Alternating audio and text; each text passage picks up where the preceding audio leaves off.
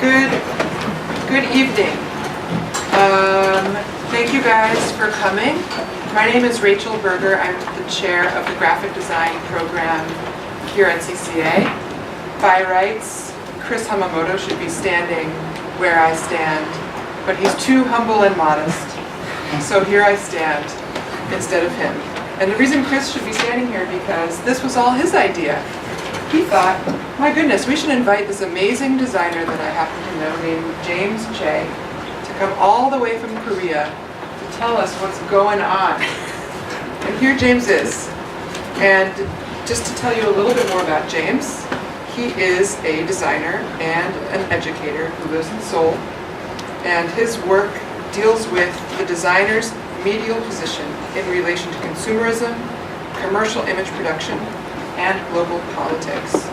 He is an assistant professor at Hongik University and also maintains an independent design practice that involves editorial and web design, in addition to super cool self-initiated works. So James is going to tell us a little bit about his practice and about the scene tonight, and then tomorrow he is leading a workshop using our risograph printer where participants can explore color symbolism. And there are still a couple spots left, so if you just can't get enough, come and talk to me and I'll see if we can find room for you in tomorrow's workshop. So with that, James Chae.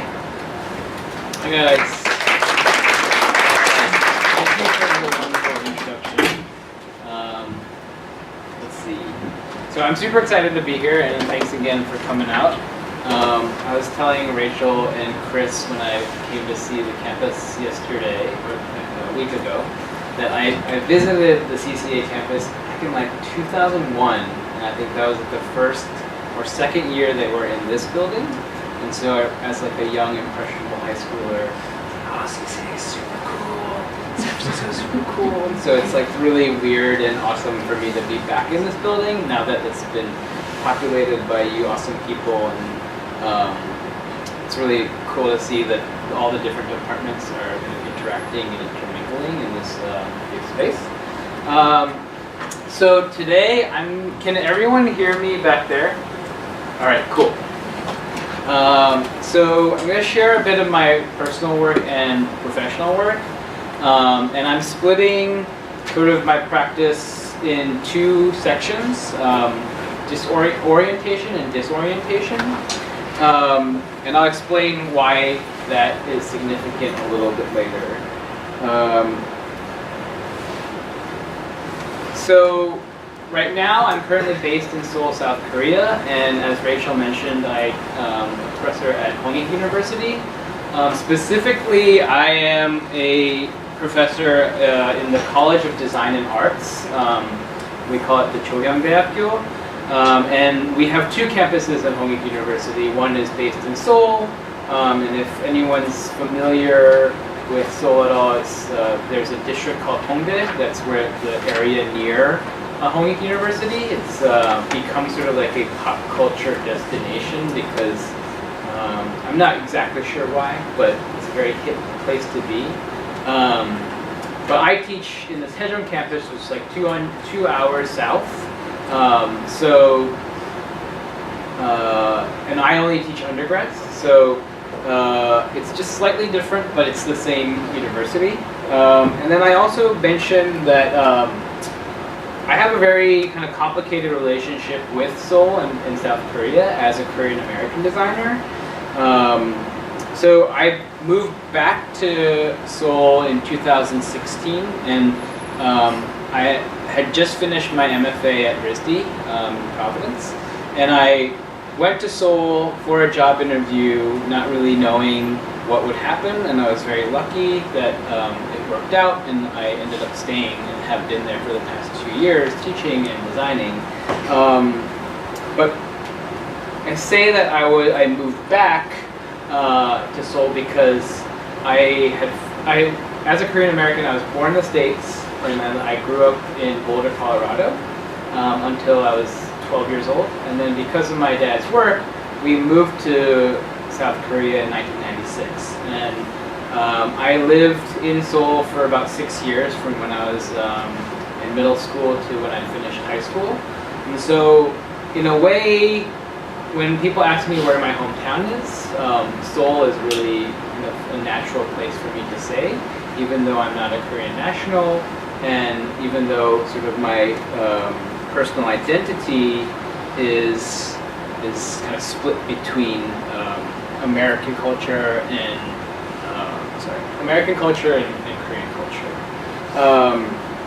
And so, and I mentioned this in relation to orientation and disorientation because a lot of my work and the reasons why the choices that I make as designer come from a very personal place, and I think that I try and carry those personal reasons to slightly more objective places as a designer, and I kind of to my students, to myself, like advocate that like personal beginnings and questions and starts are actually really positive and helpful and fruitful. I think like as designers we're often trying to sort of suppress our own subjective reading and interpretation, but I think that it's actually a very good starting point, and to kind of be a little bit more understanding of how you're approaching the material that you're given or supposed to design and organize. So orientation. The reason why I organize my design practice or the role of the designer as orientation, because often I'm sure, as you all know, that as designers we're trying to communicate very complex and abstract ideas through visual means. And visual understanding is often subjective, and it's not like a graph of numbers, it's not like a clear timeline of data where you could say that's objective information. A lot of the interpretation of visuals happens on a subjective, individual basis. And so I think as a designer, you're trying to clarify, deliver, express, signify, and explain this information to users and readers and humans to better orient themselves within a book, a magazine, a poster, a brand campaign, a app.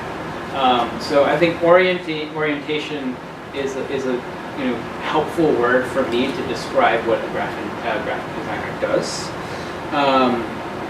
And so to kind of share some of my professional work, before starting this path of teaching and being an independent designer, I worked at Vox Media, and I started working there in the spring of 2012. And specifically, I was hired to work on The Verge. I'm not sure how many people are familiar with The Verge. All right. So The Verge is one of Vox's publications, their websites that's dedicated to technology. And specifically, we were interested in covering the intersection, the meeting points of technology, culture, and technology and culture. And so even though our core audience was sort of people interested in the tech industry, and more specifically people interested in gadgets and cell phone reviews and laptop reviews and monitor reviews, which is all great and helpful and very fun to read. We wanted to cover tech in a way that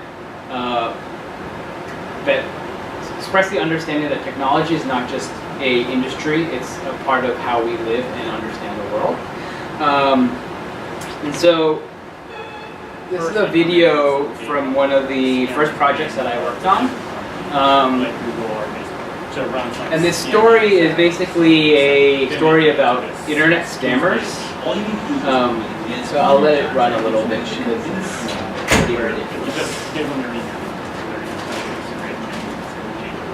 I really want to help you. I want to encourage you and motivate you. My biggest goal is going to be to show you how you can start for free. Put in your email address, all your contact information, sign up for the program now. Click the red button right now. Join the launch. Look what it did for me. Still not on the list if I didn't do the hot in to your scanning sales stage. Those reads. So the story, Those aren't what anymore there.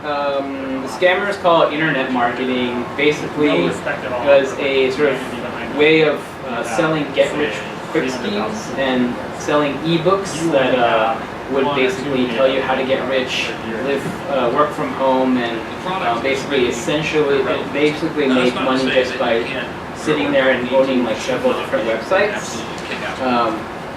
So it was one of the first stories that I worked on, and The Verge, when I joined the team, was only about 6 months old. So they had a freshly new designed website, and I remember being super impressed by their like widescreen layouts, and they had sort of like a house style. They used DIN as their primary headline typeface, which I think at the time was really radical for the web. But as the sole designer working on The Verge, this meant that I had to sort of put in practice how The Verge is more like robust or like more involved stories would look. And also another challenge, and what was kind of interesting about working there was at the time, in 2012, long form magazine style web publishing and that sort of writing and journalism, as well as the production and design of those stories, was very much just starting to really happen. Like responsive web layouts were just starting to be employed. In 2012, like the New York Times had not redesigned to be responsive, and publications were still sort of figuring out how they were going to address the mobile strategies. And so it was really exciting to work there from both a design standpoint, but also from like a technology standpoint. And it kind of merged my previous experiences working as a designer and art director in advertising and branding, along with my passion for editorial design. So this scrolling page is an example of what I would do from a day-to-day basis, which was doing illustrations and layouts for feature stories. So features being the more longer, lengthy magazine-style reporting, as opposed to our reports team, which would be covering things like WWDC and different product updates and other technology-related news. So this is another story that I worked on, which was covering the body hacker movement. And the reporter, Ben Popper, kind of focused in on a pair of friends in Pittsburgh who were experimenting with augmenting their bodies to work with machines in a more sort of artificial way. So they were embedding magnets in their fingertips and like identification chips, and explaining some of the background behind the man and machine sort of hybrid future. And Ben actually went ahead and got a magnet implanted in his finger when he was down in Pittsburgh. It was very shady. But so for me, like again, it combined my interest in web design, my experience in web design, and my love for editorial. But as I mentioned, like our core readership were sort of young male tech enthusiasts that were more interested in the latest like iPhone update, or the how like Raspberry Pis differ from Arduinos, or just like very like sort of tech related news. And so I always thought the more interesting part about the job was sort of with the feature editorial team introducing topics that were unexpected. And so another feature that we worked on was a profile on Mark Pauline, who's sort of a SF area cult legend. He runs a group called Survival Research Labs, and they used to put up, I think they still do, but these like very insane pyrotechnic shows of like, machines exploding and like crashing into each other. And another favorite piece that we worked on while I was working on The Verge was a big feature on K-pop. And in 2012, Gangnam Style was released, and then there was the first K-Con concert, which is a K-pop festival that happens in LA, I think. So at the time, I think I'm sure many of you are more familiar with K-pop now, but in 2012, which is like 6 years ago, like it was very like people, especially in like New York media, were like, why is K-pop interesting? And so it was it was fun for me to like. I've never been a huge fan of K-pop, but like I grew up with that music in the background of my childhood and my adolescence. So it was like a really interesting like clash for me. And like I understand why it's interesting, but at the same time I don't. And so that was a kind of weird sort of clash of my experience and my identity. And towards the end of my time at The Verge, we were able to kind of go out of the standard like layouts that we were restricted by our publishing platform and do more custom microsites. And so what you're seeing here is the Verge 50 site that we launched in 2013. And the Verge 50 is basically like a list of 50 people that we think are influential in all different kinds of areas and ways. There are people that were artists on that list. There are people that were writers, politicians. Just it's a sort of typical magazine feature, like the Fortune 500 or Art in Review does like a top 100 list. And the design tried to like combine some inspiration from constructivism as well as elements of the future. And so moving on to disorientation. So the definition of like design as in disorientation is something that I'm also kind of working with and trying to define and exactly articulate what that means. But essentially what I try to, how I understand sort of myself thinking of design as disorientation is descriptive of the role that I think designers can play and should play in relationship to the information or the content that they need to communicate. So essentially, like to be more straightforward, it's like we should have a moral and ethical responsibility for understanding and interpreting the information that we're trying to communicate, and not just be like empty vessels for making it pretty. So it's a more critical role in reflecting on the ideas that we're given and how we transmit that, and sort of a way to sort of be reflective on the process of designing icons and designing apps and designing campaign brochures or leaflets, whichever information that we're dealing with at the time. And so this type of thinking and this type of work really began when I started my MFA at RISD. But again, RISD is a complicated place for me because I also did my BFA there. So I started as an undergrad at RISD in 2002 and graduated in 2006, and then worked for about 8 years and then returned in 2014. So again, similar to my relationship to Seoul, it's a familiar place, but a foreign place, and America being my country, but also not my country, this sort of orientation and disorientation, like constantly is this internal conflict for me. So initially it was really distracting that I was back in Providence.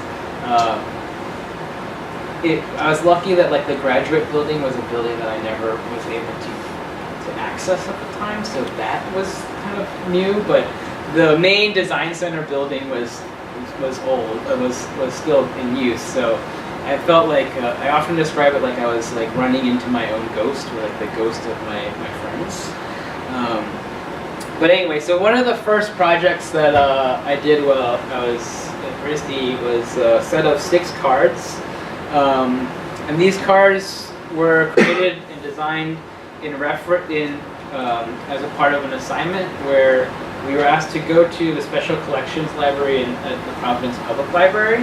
And I don't know if you guys are familiar with Providence, Rhode Island, but Providence, Rhode Island has a long history of shipping and textile production, and both of those industries are not very active today, but its relationship to the sea and the ocean and its long history of shipping, the local history has a lot of those resources and materials. So in the Providence Public Library Special Collection, there's a ton of literature, maps, and even like reference manuals related to shipping and whaling. So one of the books that I gravitated towards was the Index of Signal Flags.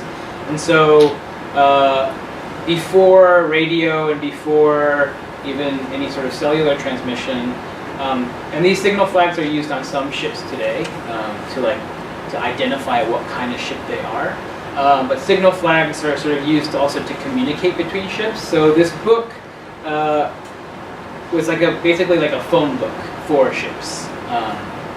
And so responding to that book, I decided to use optical illusions and create cards that would alternate, the background color would alternate between blue and red. And I purposely made the color choice to use extremely saturated colors to make it the visual sensation sort of jarring. And the book itself too was, because it was printed, I think it was over like 150 years old. So the printing had little mistakes, and there were some flags that were even hand printed, and so the registration was off. So on one side would be a crisp, like perfectly aligned optical illusion that would be hard to look at because of the jarring colors, and then the other side there would be deliberate like misregistrations.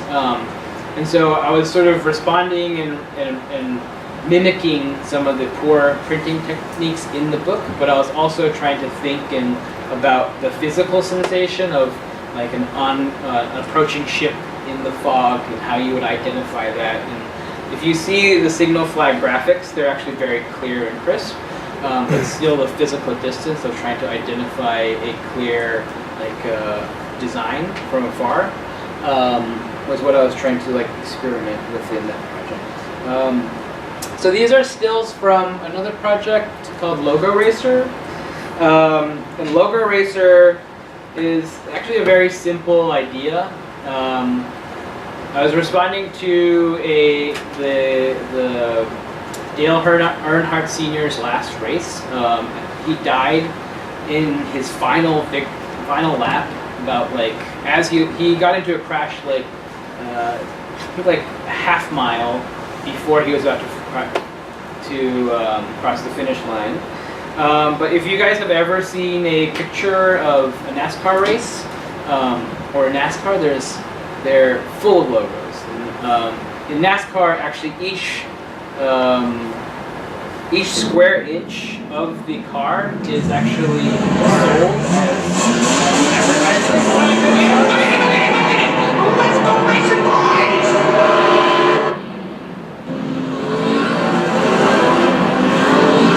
And so the idea was like, how can I retell this event by just using the logo? Not showing any cars, letting the sound felt like recreate the event, but the logos actually describe extreme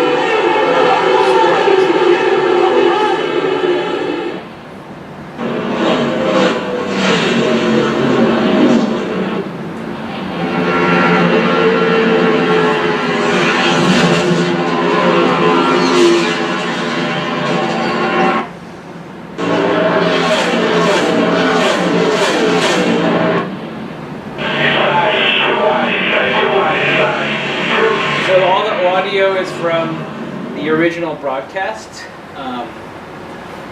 Another thing that I thought a lot about in Providence and during my studies was spaces like this. I'm sure you're all familiar with this type of store, your pharmacy or local convenience store. I'm not like, Rachel just like mentioned that my practice deals with commercial imagery and production. And like, to be more blunt, like I really like shopping, and I really like shopping for cheap things. And then I also as a designer, for some reason, feel guilty for working in a field that designs and makes those cheap things. So it's this weird like anxiety and guilt that I have, I guess. But a project that I think I tried to like confront that those feelings more directly is a photo series called Production Infinity. And so I was taking these studio photographs and then in a mirrored environment to mimic and create images that kind of conflate the physical sensation of being in a store like Walgreens or CVS, where all the product packaging is screaming at you and telling you to make a choice, but there's so many choices that you're overwhelmed. And to sort of accelerate that decision, the product packaging like relies on very obvious stereotypes. And so like here we have blue, like deodorant that's very male, and purple, purple is assigned to a female deodorant product. And so I was trying to sort of like play on those stereotypes and kind of like maximize that experience in like one photograph. And the reason why I mentioned like a sensation of guilt is that like very much like our skills as designers in layout, typography, illustration, Photoshop, all these skills that we learn can or cannot be applied to designing these kinds of things. And that can be a really direct, like you can actually be working in a package design studio, or you can be working in a branding agency that's a little bit more divorced from that. But I think I was really trying to reflect on, I have these skills and I've used them to various ends these past 8 years. And now what can I do with these skills that's a little bit more meaningful to me? And reflect on like the responsibility that I have as a designer. And so in addition to like, I mean it's funny now, but like I would literally like go to a CVS at midnight like before I walked home just to like wander the aisles. But then another thing that I would do was I'd drive around Providence, which is a pretty typical like post-industrial New England city, which means that there are a lot of, if you're not in a town that's right off the major interstate, there's a lot of businesses and buildings that are empty, that are shuttered. And so I started to, as I was thinking a lot about commercial imagery and commercial image production, I started to think about the actual commercial spaces themselves, and what they try to signify, and then as they're empty, like what they leave behind. And so a lot of these buildings and structures are pretty unremarkable, and this collection of photos, which I titled Closed for Business, is not really like a protest against like big corporations. Like this building is actually a Friendly's, so if anyone is familiar with the New England area, there's a Friendly's in every town, maybe 2 or 3, and it's like a ice cream shop / burger joint / diner, and they all look like this. They all look like a colonial barn house. But this Friendly's, despite the power of its brand, is no longer in business. And so all these photos are kind of taken off. All these buildings are off Highway 1 that connects Rhode Island and Massachusetts. And because that's a state highway, when the interstate was built, there sort of less traffic. Like not as many people go through these towns in order to get from point A to point B, or as they're commuting to Boston or commuting to Rhode Island.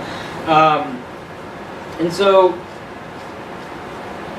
I was able to sort of take this time that I was just sort of wandering and thinking about like empty houses and empty strip malls, which really like the structures themselves can be found anywhere in the United States, but the stories that can be told behind them, and the stories that kind of get left behind, especially when they get replaced by like Walmarts and Kohl's and sort of more big box stores. And so that brings us up to about like 2016 when I finished my MFA studies at RISD. And now I kind of find my practice in both a state of orientation and disorientation. And it doesn't exactly split evenly between like professional work being about orientation and personal work being about disorientation.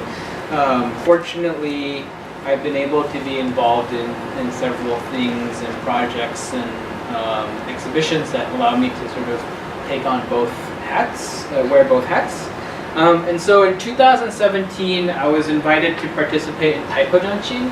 And Taipojanchi is the only international typography biennial. And it's held in Seoul, Korea. It was first started in 2001, and I will explain the history and kind of like background of Taipojanchi after this project. But as a part of Taipojanchi 2017, the theme of the whole biennial was Mom, body and typography. And specifically, I was invited to participate in the Acting Bodies auxiliary exhibition that was held in the Hyundai Design Library. And so I was kind of thinking about how we move through the world and how much we move through the world in space now with GPS and navigation software, and how basically the way we walk through a city is not just seeing what's in front of us and following the road signs, but also like responding to the arrows and the prompts that we hear or read on our phones. And so the video that just played these are 3 moving posters, and the text that is on them instruct the viewer to orient themselves in the space. And so the center panel is actually text from a Bruce Nauman piece, which is basically asking the viewer to press their body against the wall, sort of feeling the gallery space. The others sort of tell you to like hold your hands up and take steps back, or like do a twirl. And then accompanying the 3 moving posters was this acrylic acrylic panel installation, where I used my body to sort of communicate and talk about that sensation that I feel of like being reliant on this technology. And so I feel like a puppet, but it's really convenient. But then at the same time, I feel like I'm dependent on this technology.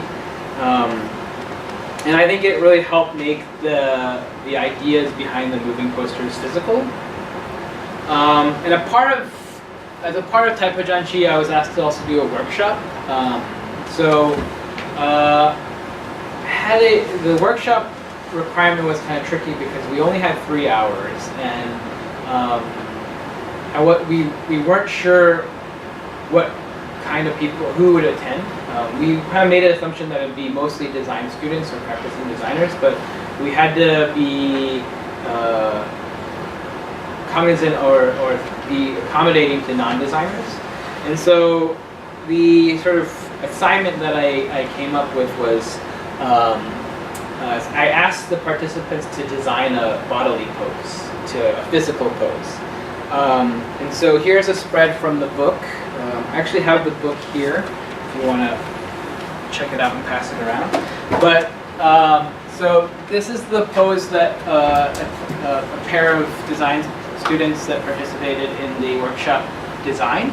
And I asked them to design the pose by trying to communicate a concept, an abstract concept. So here, this is kyungi, which translates to reverence or respect. And so she's lifting her hand, sort of lifting someone up, but then also the crossing the legs sort of has like a physical limitation to it as well. And so behind the actual pose are the written instructions. So the problems the participants were trying to solve was how do you design a physical pose that communicates an abstract idea? And 2, how do you write instructions for that pose? And so the instructions have to be, they could be really clear and direct, or they could be sort of silly and have someone like contort their body and then like lean over and then try and like lean on each other. That was up to them, but the writing component was really important because the pose had to be reproducible. And so the book itself, I decided to cut the pages in the center, and so you get these kind of fun combinations of bodies and instruction.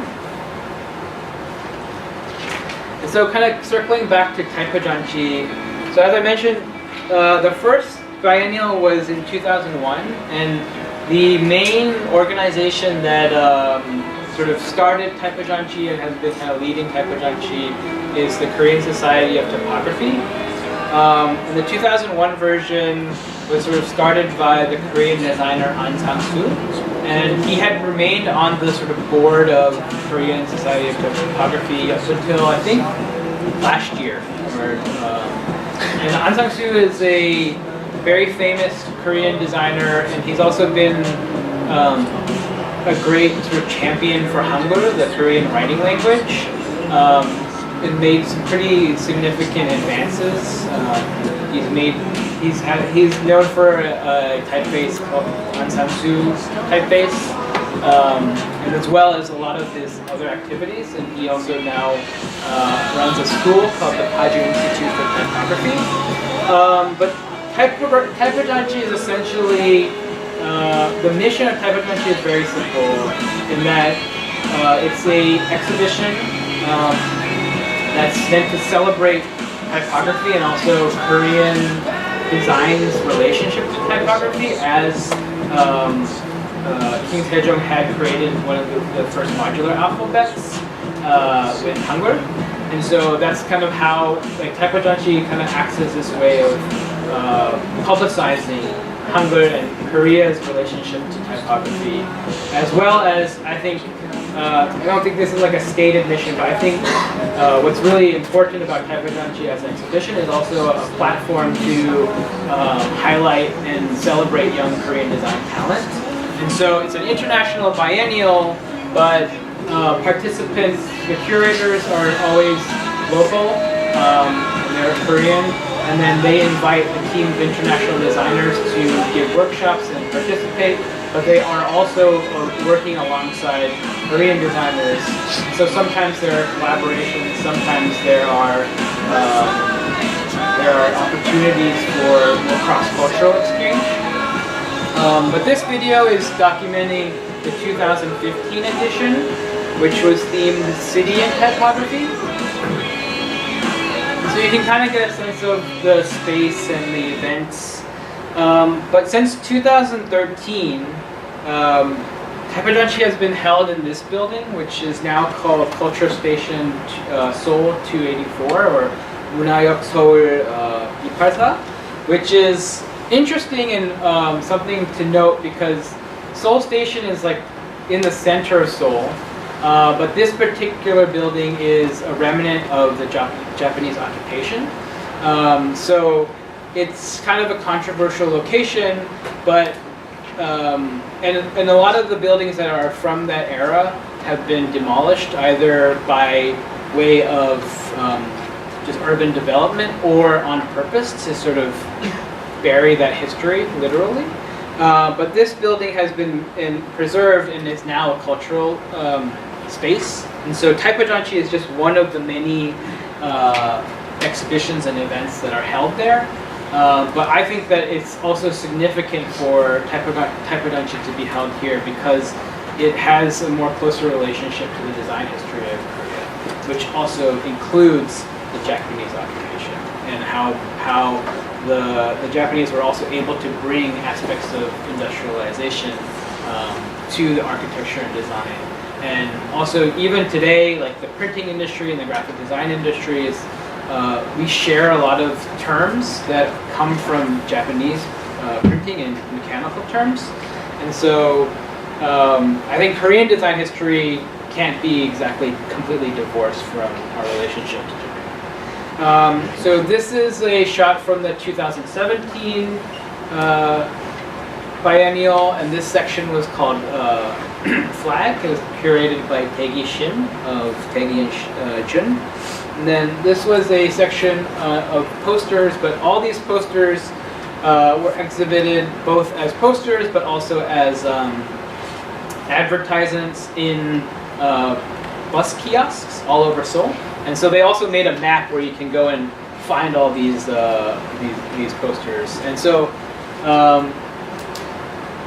like Taipajanshi, the main exhibition takes place in Seoul Station, but over about 6-week period, there's a ton of programming around it.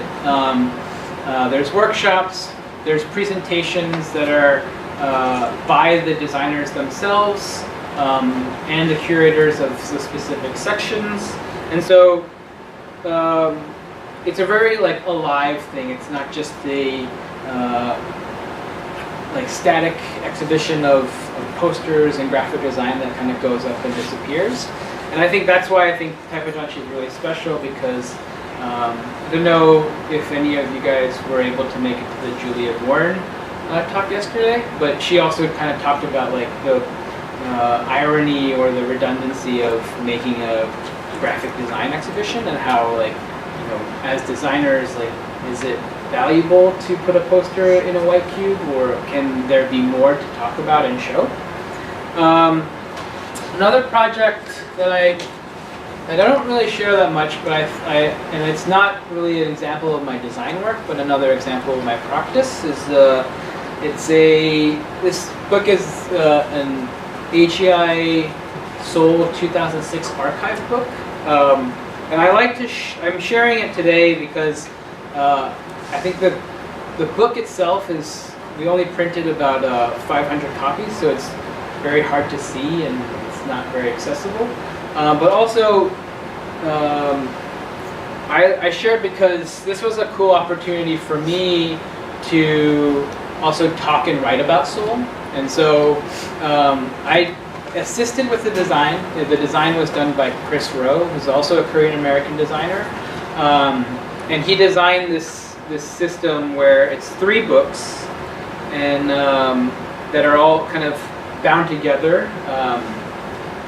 And it documents the AGI Open and Congress conferences that took place in Seoul in 2016. And so AGI is the Alliance Graphique Internationale, and actually John Sueda is a member. And it's a really great international organization of designers that work to really celebrate visual communication. And so in 2016, Seoul was asked to host, and this book documents the Open Conference, which is actually geared towards the public, and it's actually geared towards design students.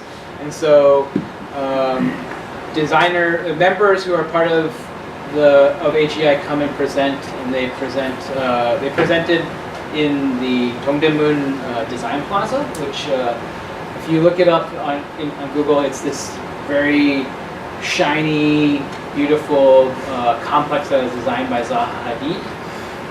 And then the Congress event, which is actually sort of members only. But the work that I did was a little bit of design assistance, but a lot of editorial.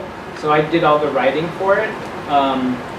And that was really fun because, again, I got to write about Seoul, and then also think about like how do I share Seoul and the design that's present there to an international audience. And it's also kind of like I'm showing it because it's sort of like a promise that I'm trying to make myself to do more writing this year. So now I have to like back that up. Another project, this is a recent exhibition that I was able to participate in last year. It's called Seoul, See You Tomorrow, Pyongyang. And it was an exhibition that was curated by Peroni Ri, who's a Korean graphic illustrator. But she was asked to curate an exhibition as a part of Design Week, Seoul Design Week. And the concept that she came up with was to sort of imagine a future where Seoul and Pyongyang are reunited. And so all different designers and illustrators interpreted that brief in different ways. I chose to kind of interpret it in a slightly dystopic way. And so the air pollution in Seoul is actually pretty bad. We have, like in the fall, we actually get a lot of dust coming from the Gobi Desert, and then in the spring there's a ton of pollen, and then in addition to that, Korea still relies on coal for energy, and then there's also air pollution that's coming from China. And so I thought that even in a reunified Korean peninsula, Pyongyang and Seoul both suffer the same air pollution. And so the poster that I came up with, which is a giant banner, all these were printed on fabric and displayed in this like revolving staircase gallery. And so the proposal that I came up with was a kind of warning or a announcement that was testing a new technology that would like cover the peninsula and filter the air. And that program was called New Sky.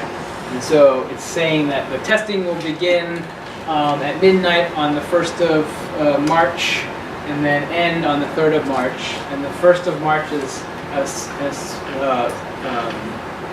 it's like an Independence Day. It's a national holiday, so that also being kind of a significant date. What was kind of interesting was this was not planned, but during Seoul Design Week, there was a North Korea and South Korea summit. And so very conveniently and very coincidentally, there was a giant, they decided to hold the press center at the Dongdaemun Design Plaza. And so some people misinterpreted this exhibition as propaganda. That wasn't the intention, but last fall and now too, there is like a very positive political atmosphere towards reunification, and so that also kind of influenced the brief for the exhibition. And actually, Chris actually participated in the exhibition as well. How are we doing on time? All right. And so that's kind of the end for my work, but with, I guess, the remaining time, I'm going to share just a few of the projects that I've done with my students that I think relate to how I approach design as a practice of orientation and disorientation, and this like critical relationship to thinking about what we're communicating to users and readers and like what our skills can do. And so what you're seeing here is the results of a workshop that I conducted at RISD with my friend Sarah Jean Recht. And the 3-day workshop, which was part of the RISD Graphic Design Triennial, was asking students to respond to internet advertising and also like specifically respond to the interactive techniques of the pop-up and the banner ad and like the standardized and the pre-roll ad on YouTube, and how those techniques of sort of delivery or like invasive techniques could also be repurposed or rethought. And so the banner is actually, the text on the side is like a combination of the user agreements of Facebook and Apple and Twitter. And then we came up with a list of verbs that relate to using those services. And then the postcards of the faces, that was a group that they created sort of visual camouflage to hide your face from surveillance cameras. And then there's another project in there where a group basically sourced a bunch of ads that they came across between a 24-hour period, and then on the inside arranged all those ads, and then on the outside made a sort of like color chart of all the different colors that were part of those ads. So they kind of became a portrait of how they were targeted as a user. This is a project done by students from my editorial design 2 class, and it's actually a branding system that's called Moida, and then Moida translates into like gathering. So they created these a set of 5 shapes that are significant to different keywords that came up with this brand, but then came up with ways for students to participate in creating the brand identity. So they created these stamps and then asked different students to participate in these banners that they then hung, and then also asked, as you can see sort of on the wall, their approach to sort of like a brand survey on like, does Tyson chicken mean happiness to you, or does it mean like slaughter to you? Like those kinds of brand questionnaires. They asked other students to answer those questions only using those modular shapes. This is another project from the same editorial design 2 class. And so, as I mentioned, my campus that I teach at is 2 hours south of Seoul in the city of Sejong, but it's in a very rural location. And a lot of our students come from from bigger cities like Seoul or Busan, and so they really don't like being there. They feel like there's nothing to do because there really is not much to do. And it gets really cold in the winter, so this a lot of, especially in the winter term, the fall term, students kind of tend to get a little depressed, and that kind of naturally arises as a topic in some of my courses.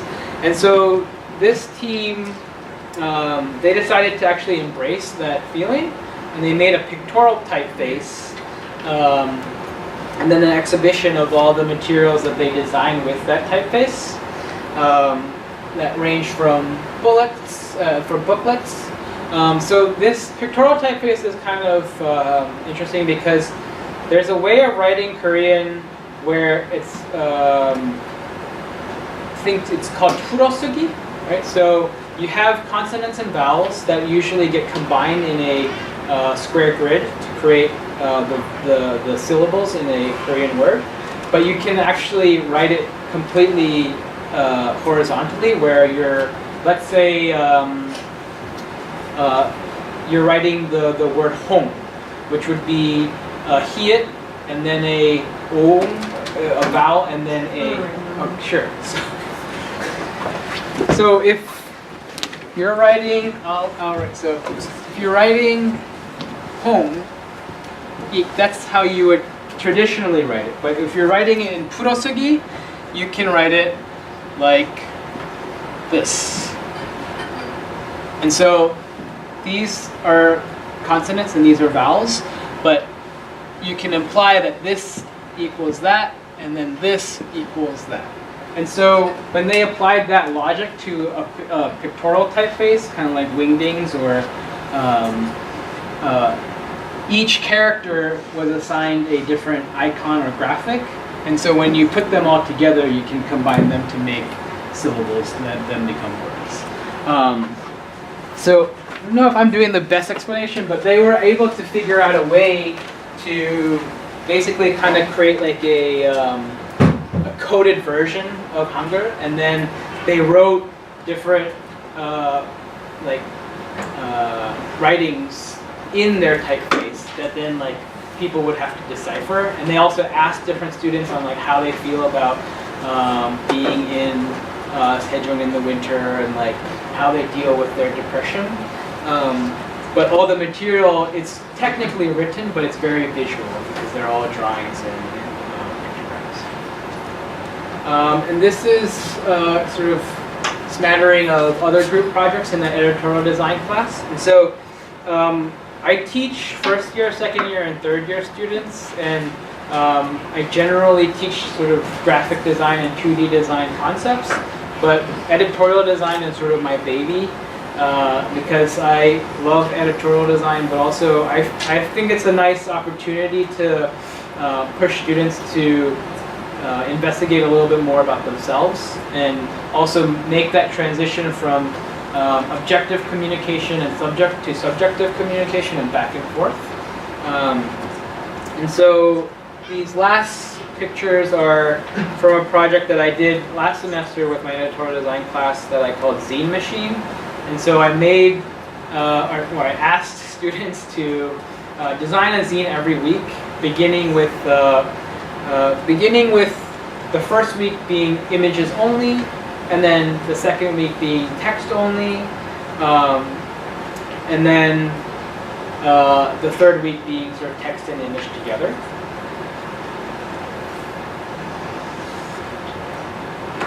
So that's my work.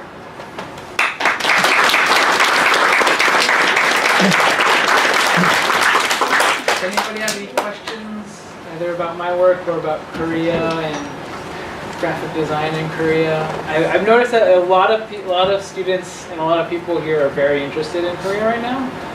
I don't know how well I can represent, but I'll try and explain what's going on there as best I can. Oh, yep. Coming from like a multicultural sort of like standpoint, how sort of like different is design education in Korea in comparison to the US, or are there a lot of similarities? So I think Korean design education is actually a really interesting point right now, where I think it's actually quite similar in terms of the core concepts of like how to understand images and how to learn 2D composition and layout. But one of the big factors that makes it very similar and close to Western education is that now a lot of the professors who are teaching in the universities and the design programs are foreign educated. Either they're educated in the United States or they're educated in Europe. And so a larger number of the educators are teaching design from a sort of Western standpoint and then trying to adapt that for the Korean design student. But the main difference, and this is something that I'm learning, is Hangul. So Hangul is a modular alphabet. It is an alphabet like the Roman alphabet, where you have consonants and vowels and how those combine. But from a typography standpoint, Hangul is based from brush calligraphy, whereas Roman typography is based from stone cutting and the pen nib, right? So formally, there's differences there, but also linguistically and visually. So Hangul is also, all the characters are designed within a square grid, and how the vowels and consonants get combined in that grid is very different. So that affects the spacing and kerning and just like the general flow of how Hangul should be set. And I think actually what's interesting, so Hangul is a very young language comparative to Latin, the Latin alphabet. So actually, Ansang likes to say that that's a huge opportunity for Korean designers because there's a lot of tradition, especially in calligraphy, but that doesn't mean that Hangul itself has to be held back by that tradition. There's a growing few young Korean designers who are sort of taking on that mantle, and there's been a kind of resurgence in interest in learning like very rigorous like Latin or Western-based type design, but then like making their graduate projects, like even if they're in the type and design program in the Netherlands, a type and media program in the Netherlands, or the type design program at Cal in Switzerland. I've been hearing and seeing more younger Korean designers like get that education, but then apply it to designing a Korean typeface, which is an incredibly hard thing. I'm not sure what the number of characters that need to be drawn for a functional set, but to draw a full set of glyphs for Hangul, you have to draw 30,000 glyphs because the combination of vowels and consonants, the sizing and spacing changes. Whereas Roman typography, it moves horizontally, so it's the relationship to each other horizontally. Whereas everything in Hangul has to kind of happen in the grid on a micro, in the square grid on a micro level, and then horizontally or vertically on a macro level. And so Hangul is a huge difference, and I think a lot of like my colleagues, both at Hongik and other universities, are thinking about how to teach typography in a more native way. Right now, a lot of us approach it from we apply like Roman and Latin typesetting to Hangul, and then there are like techniques for adapting those typesetting techniques to be more harmonious with Hangul.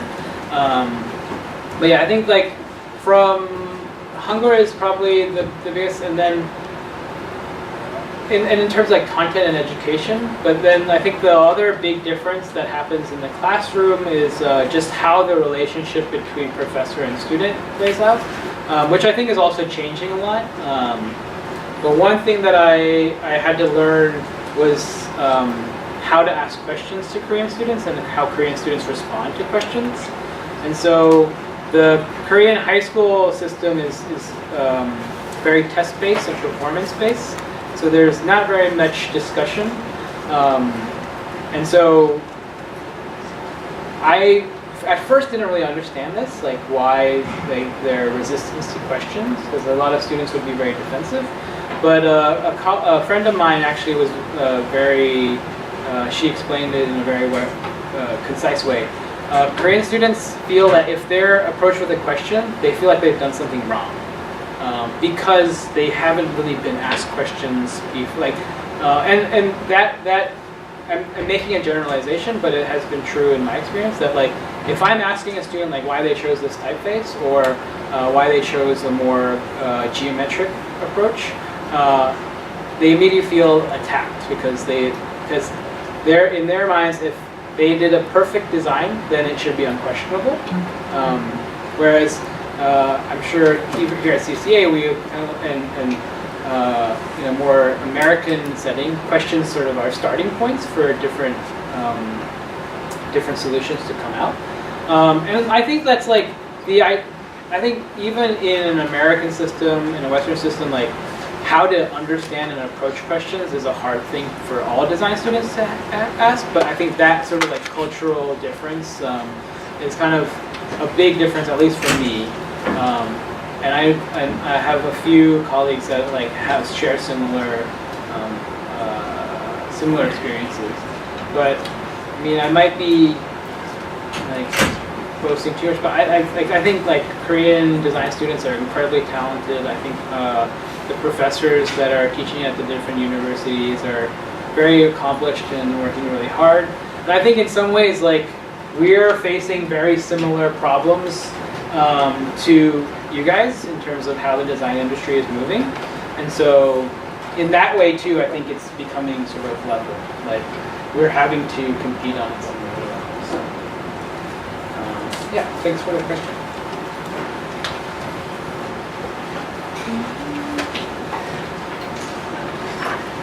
Okay, thank you again, James.